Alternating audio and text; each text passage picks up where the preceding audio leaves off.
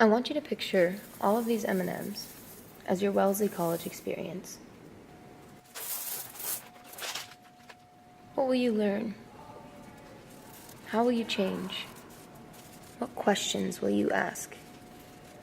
What will you take away from this experience?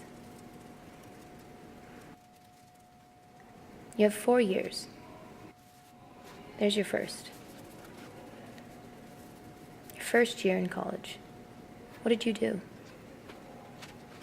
Who did you meet? What did you learn? What interesting things happened? Here's your sophomore year. You come back, choose a major, really solidify your friends, come back to a home rather than a new place. Then there's your junior year. What did you do with that one? Did you go abroad like I did? See the world?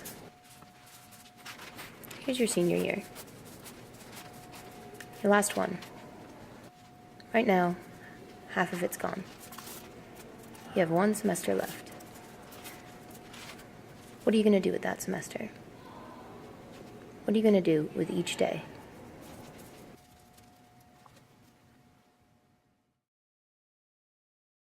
This is going to be strange. I've never interviewed myself. Or been interviewed. Well, what questions should I ask you? I don't know. But I do want to say one thing before I start. Okay. Okay. So, a lot of times people ask, the question, why Wellesley? And it's super exciting because for me, I've really come into an answer to that question in the past 2 months. And it's really beautiful in a way because Wellesley College is it's a place that confronts you with yourself like no other place. You are constantly confronted with who you are as a person. And that is a very intense experience. A lot of times people go through their whole life without actually getting to know themselves. And that is really tough because how can you expect to build any sort of life or any sort of experience when you are building on something that you don't even know? So when you are a person who comes out of Wellesley really knowing yourself and really loving yourself and being so familiar with who you are, that is a kind of place that is unshakable.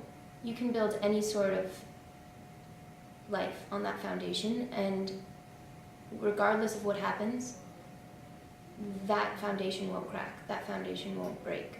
Once you know who you are and you're in love with that, you can do anything. I'd like to think that I've developed a number of skills here at Wellesley, but if I were to sort of put my strongest under one, put it into a little box, I'd probably call that box people skills. And I think that comes back to not just the diverse student body that we have here and everything that's on admissions pamphlets, but you learn how to be a part of something bigger than yourself while still focusing so much on yourself. And that teaches you how to basically go around with a little box that's you. And you put the box in front of somebody, and then you see what box they give you, and you just know how to make those boxes fit. That's that's just sort of something that I think has been developed through leadership opportunities and through, working on teams and working in large groups, being part of student orgs, and, being able to kind of climb the ladder here. You actually have the opportunity to see multiple sides of any problem and to see how people approach it and how they're supposed to approach it coming from different positions and having responsibility. There's a lot of room for growth here, and that growth for me I think has manifested itself in an understanding how to communicate and in understanding how to read people. So I would probably classify it as people skills. I always think it's kind of funny that I chose to go to women's college so I could learn to be a man, right? Because in high school, I was Amanda to some people in my family. I had long hair. Occasionally I had to dress like a girl for things. Yeah, I had a boyfriend, all that stuff. But I really wanted to go to the Naval Academy. That was my dream. I wanted to compete on the guy side. I wanted to be a SEAL. I want to be on SEAL Team 6, but like SEALs can only be men and like male-bodied people. So like I was automatically disqualified, and so like, that dream's not gonna happen. I need to do something else. That's the path. Like so, like all the choices that you make as you go down it from like left and right and center and backwards, all of those are like the path that you string for yourself. That's the string that bond your entire life together. There are just so many possibilities, so many different paths in front of all of us, and it's just like the choice is completely ours. Whatever choice we make is completely our own, and that's really scary.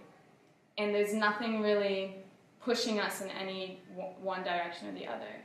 So what's scary to me is that, paired with the fact that it's just going to be such a huge departure from the present and from the past, like basically since I can remember, since we started going to school.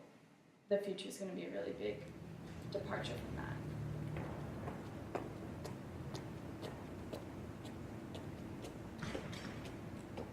There's this concept in computer science called recursion, and I'm sure it exists in math as well, but it's basically actions that beget themselves. So if you have like a recursive definition, for example, you can generate a tree because it splits, and then they split, and then they split, and they split, and they split. I think happiness is a recursive emotion. And so it totally makes sense that happiness motivates you, because if you're able to generate happiness, it just generates more happiness. Yeah.